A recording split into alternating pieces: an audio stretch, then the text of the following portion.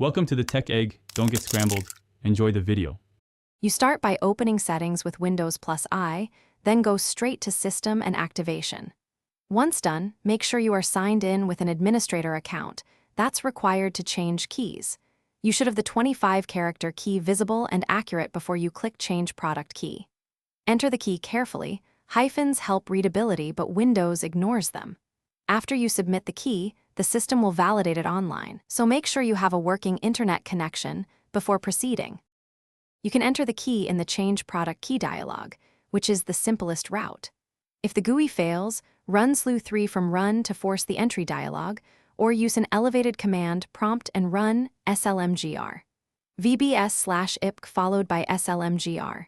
vbs/auto to install and activate the key. These commands are useful when network proxies or edition mismatches block the settings flow. Make sure you run command prompt as administrator. Otherwise, you finish by verifying activation in Settings. Look for Activation. Windows is activated. For deeper detail, run slmgr. vbs/dlv, which shows license status and activation ID. Once activated, restart Windows to ensure licensing services refresh.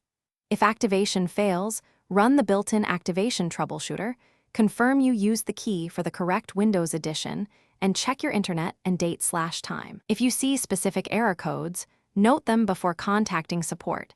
They shorten diagnosis and speed resolution.